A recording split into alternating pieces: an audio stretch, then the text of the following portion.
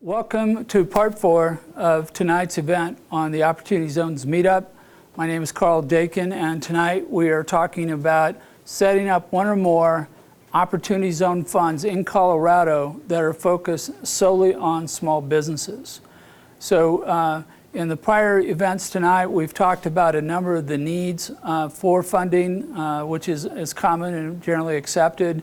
And whether or not opportunity zones might be the right thing to cure many of these access to capital issues. And in the last session, we walked through the current design for this fund, which is not locked, but should lock down within the next couple of weeks. And we may officially start raising money for this particular fund. And what I'm going to talk about in this section is variations on a theme or other options about how this fund could be structured or how future funds might be structured in order to better fit a particular opportunity, a particular community, or something of that nature. So one of the things, as has been discussed in the last two events, is we may decide that we don't want to raise $25 million, which is the current working number for the maximum dollar amount that would be raised into the fund. Obviously, if we have one company that is being supported with $50,000 in their capital raise, we may have 2, 3, 4, or 5, maybe as many as 7, 8, or 9 with contractors part-time stepping in and out, helping with websites, helping put together presentations, helping arrange meetings to get out with investors and so forth on each particular project. So quite rapidly, we're talking about engaging a lot of people in providing services. Now, a lot of these services are ordinary common things that we can get from multiple vendors, and it isn't like we have an undersupply. But we're going to need project managers for each of these who are the point person to make sure that the money of the fund is being expended in the manner in which it's intended, and that the recipient business is doing all the things that they should be doing in order to make their capital campaign successful. So we may change the fund size, and that may also be done from a practical matter of how many projects can we get started. It may be because we need to work within a particular regulatory structure, and as we talked between sessions, this may end up being a limited registration offering within the state of Colorado, which has a $5 million cap. It allows me to sell to an unlimited number of accredited and non-accredited investors, so long as all the investors are residents of the state of Colorado. I don't have to use an intermediary as required by the Colorado Crowdfunding Act, and so that may change the fund size. The other thing is the investment made by the fund in a particular business. Tonight we've talked about a $50,000 investment being an average investment. We know that in certain cases, certain businesses will be able to work with a smaller dollar amount, and so the fee would be like a cost plus 20 plus matching equity. But there may be situations where more money makes sense. They may need to get their books in order. They may need to get a permit. They may need to do one of a dozens or 2 dozen different things that represent critical milestones that change the perception of and the credibility of the business, and a little bit of money in the right place will take care of that particular thing. But we want to be careful not to get outside of the capital raising thing. If more money is needed, we probably would work with them to get that money from another source rather than for coming out of the fund and basically acting to dilute the impact of what we're trying to achieve. In this case, investment in the Colorado small business size, I'm sorry, this was investment into the fund. This was the Colorado, so I'll come back to this one. This would, we've set currently a threshold of $5,000 as the minimum size investment to put money into the fund. And as I commented earlier, that's going to cut out about 2/3 of the population simply because of the size. In crowdfunding, where I've done some extensive work, we could potentially drop the minimum investment as low as $100, which would enable approximately 75% of the population has an ability, according to our best calculations, to participate in investment with a $100 investment. Once you go under $100, it's generally inappropriate, or they don't have the cash, or both, for them to be making that kind of investment. But they would have the opportunity to do so if they wanted. But that would change us from 1/3 of the population to as much as 2/3, or a little over 2/3 of the population might invest in one of these funds. Out of the gate, we're probably not going to change this dollar amount, because the lower the dollar amount, the more investors, the more bookkeeping and selling that has to go on, and it slows down the capital raise process. So we probably won't do that in this case, because I think we have a reasonable chance of getting to, say, a $5 million threshold in a relatively short period of time. And if we do, then we cookie cutter this and go out and do it again and set up Fund 2 and Fund 3 and put different project management companies in charge of each of those, who will continue to do what we're doing. So these are ways of impacting this, either in this particular one or in a future fund that we may want to put together. Does anybody have any questions on this particular variable? Okay. Then the next thing has to do with themes.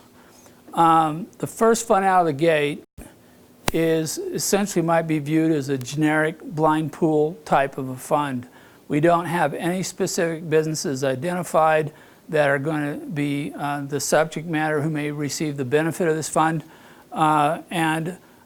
Generally it's a more difficult proposition to go generic than to go to something that is themed in some fashion. So as an example, we might say we want to create together a fund, either this one or another one, that's limited just to, say, the hemp industry.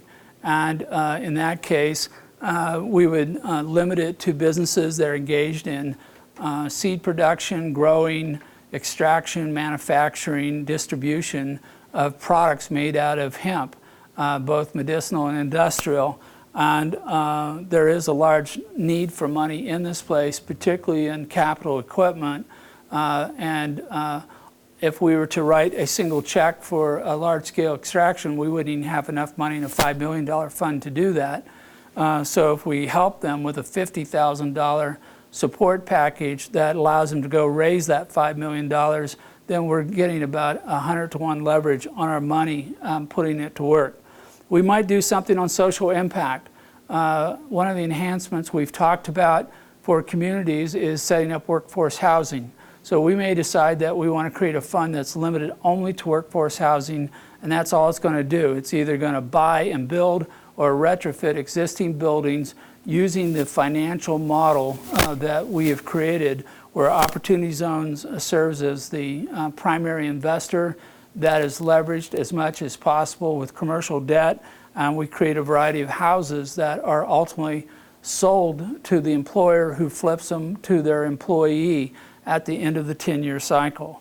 We may see something in the technology field where this would be viewed by many people as a high-risk proposition, but it might make sense still to do it, and particularly if investors are interested in doing this, to put money into a fund, and it's only going to look at what they consider to be breakthrough technologies or things that have a massive technical impact, not limited just to social impact. And so we can craft any fund, and part of the idea of this is to create a template that is indefinitely scalable, repeatable, so that if somebody comes to us from an industry association, somebody comes to us from a social cause or a community, and they say, we want to do one of these funds for us, we can go, here's the framework. We can give you everything we've done, and you can cookie cutter it yourself. Or if you want our assistance, we can help arrange for you to set up the fund, to recruit the people to manage the fund and the underlying project management. But we want to create something that allows us to bring as much money in from Opportunity Zone investment as is interested in making investments of this nature. And if, for example, we do experience a recession, that $1 trillion or $7 trillion, depends on who you talk to, when the Opportunity Zone legislation was passed, they're all saying this much money is sitting, basically not working. It's idle in stocks on Wall Street, and has been just sitting there not really working as hard as it could. If we take that money out of Wall Street, it could be put to work in our local communities. Well, if a recession should occur and people get nervous that they're going to lose money or make no money, or their money's going nowhere for an extended period of time because of economic reasons, this will give them an alternative choice to put the money to work locally in their communities, where it can not only provide them with an ROI, but it could have significant impact on these communities to revitalize them and help them recover and actually get ahead from an economic standpoint. One of the other areas is geographic scope. Initially, we're framing this for the entire state of Colorado. Part of that is a practical matter of we're trying to put some borders or framework to this. Part of it is a regulatory matter in terms of selling securities. There's other reasons to do it at the state level, but we may find that, again, going forward, it may make sense to do a region. There may be like Action 22 and the southeast part of Colorado. It could be the Western Slope group. It could be the Plains group. It could be something of that region. Or we could get down to a county level, city level, or even as small as a neighborhood. And this might be every business that's in a specific opportunity zone area, where you create a multi-asset fund of our nature, and any business that's in that particular census tract that comprises that particular opportunity zone might be able to apply to this particular fund, and this would be a hyper-local type of setting in terms of where the money's put to work, but they could still raise money from anywhere within the state of Colorado. Yes, Ron? Yes, Ron. Are you looking at this fund having all these kinds of options available, or they different funds will have to focus on different themes, different geographies? Yeah, out of the gate, we're framing a statewide generic fund. Okay. But we're anticipating that once this is done, and it becomes kind of obvious that this is doable, particularly if we can raise the money into it in a relatively short period of time, we'll have a lot of other people come to us, and we know that we're going to start immediately doing variations on a theme or on a neighborhood or a size and so forth. If the city of Dacona, which is in one opportunity zone, wanted to do something, they might come to us and go, we want to do essentially a city level fund for any business that's here.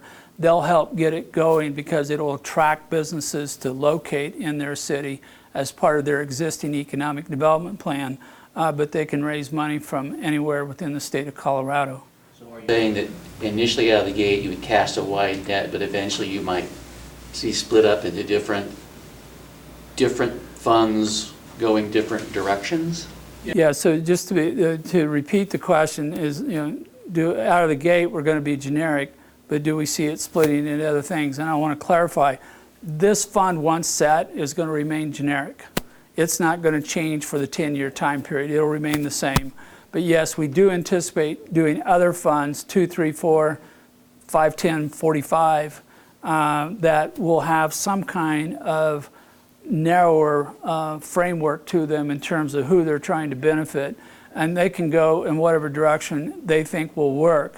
Now, if you get them too narrow, you're going to have some difficulty in necessarily getting the capital into the fund, either because they think that the businesses that are being benefited by the fund are not big enough, or there's not enough of them to achieve the size and scale you want, or there's a higher risk because you have a smaller portfolio, or the investors simply don't know who they are. They have no potential relationship with them, or the impact is not felt by them personally, meaning that they may make money on the investment, but they're not feeling it in the county tax coffers, or they're not seeing it impact their local school from local taxes.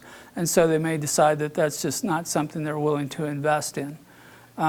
We have 5.8 million people in the state of Colorado right now, where projections are by a not too distant future we'll be at 8 to 9 million people. They're getting ready to do the census in 2020 next year, and they're going to spend a whole bunch of money counting heads in this state, because if we get just enough more people, we get another seat in the House of Representatives in Congress. And so we had a presentation at the EDCC conference on Census 2020, and that'll start, I believe, in April 1st of next year. And they have a very thorough thing, and they're going to enlist all the businesses to support this to make sure every head is counted, because they gave the stats, and I apologize, I don't remember, but there's like $2,400 a year for every person that's counted comes back from the feds in one program or another into the state of Colorado each year. So over the time between 2020 and 2030, it adds up to a whole bunch of money. It was in the billions of dollars. So they're going to be doing that. But we're going to see some things take place here as far as geographic scope. And yeah, I'm hopeful that this goes smoothly, even though it's an initial, it's a pilot out of the gate. We're using a funding fund, which is not a common structure, but it actually is an easier structure to work with, easier to understand the payback. The payback could still be immense. If we got to the end of this 10-year term and a significant portion of these businesses have grown in size and we get some good paybacks on that, this could be a really well-paying fund. It may not be astronomical, but it could be considered on the high side. And then all along the way, we've been putting cash back in, so as we get to the end of the 10-year cycle, we stop supporting businesses, would be one of our options, which is not the one I'm inclined to follow, but we would cash out of all that money that we've raised by that time. And if we're basically generating about a 40% net gain in cash every year over the 10-year term, you can see where we're going to have a lot of cash potentially on hand, because we should be able to do more deals, and more cash is coming in all the time. So it could be a really good distribution from that standpoint as well. Other questions? Okay, one last one we're looking at is supply chains.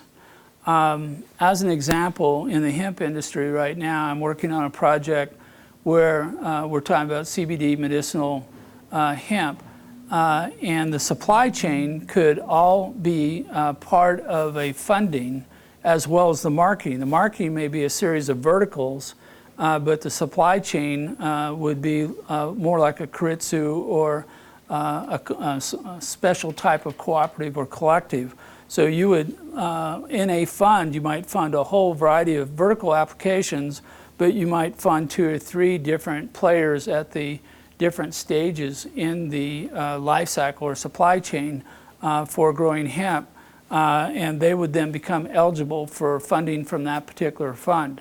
And that could be a fund that is by invitation only. It doesn't have to be available to anyone, but there's a lot of different industrial applications where we might see this type of a thing where we create a fund for, not as a multi-asset fund, but it's not for one business, it's for 4, 5, 6, 10, 15, 25 businesses who are all kind of working together in some complementary fashion, and they all are benefiting from each other's success. So they have a reason to support each other like a co-op because of the fact that they're all in harmony with each other within that particular supply chain. And so I see a potential for doing this, I know, with hemp and several other situations where it would make sense to, instead of funding a single business, the cost associated, create the fund, and the fund then enables all the businesses that are working together, which creates more efficiency in the capital raising process. Questions on this? Okay, that brings us to the end of part 4 of tonight's. Okay, that brings us to the end of part 4 of tonight's program.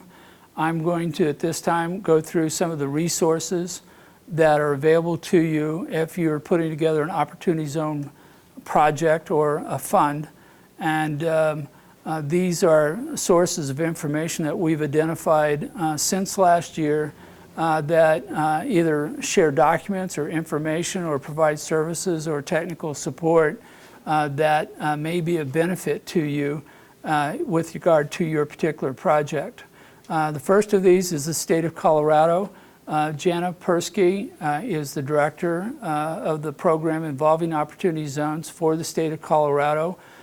Jana continues to act as a major spokesperson about opportunity zones to make people more aware. And then they have a particular program, which is a matchmaking program on their site, which you can now go to and register, whether you're an opportunity zone business or not, and put yourself out there where people can see you and know that you exist. When we're talking about what we want to do within our fund, we want to take this kind of activity and enhance it, getting into a lot more details. So from a database standpoint, we're going to have more elements that we can determine that are related to each other so that you're getting a more precise match. And we're going to be actively adding information to this rather than depending upon people to come and post their projects.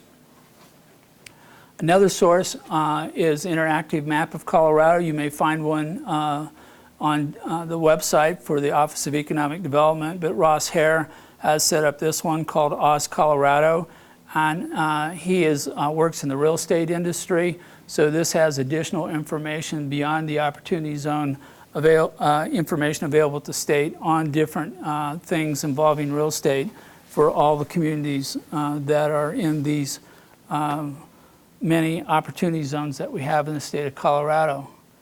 As I mentioned earlier, tonight's program is video recorded. Upon editing, it'll be posted up on YouTube. It's under my channel, the Karl Dakin channel. It's free access. You can watch it 24/7. Hopefully you've got better things to do than watch my videos all day, every day. But we have a lot of people who benefit from having access to this information without having to travel all the way to Denver. We're not only putting this out where we have people across the state of Colorado viewing these videos, but we have a number of people from other states who are now watching this as well. Yet another group, there's a Facebook group at this listing, and you don't have to worry about writing this down because the slide deck for tonight, once finished, will be distributed via the Meetup site. You'll get a link where you can download this, and you'll have the slide deck, and it'll have all this information in it. This is a Facebook group that came together a few months ago.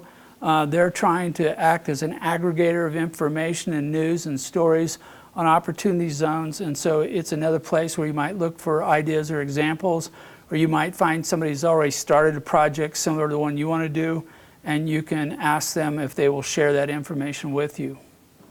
The Oz Guide is an online newsletter by Medora Ventures.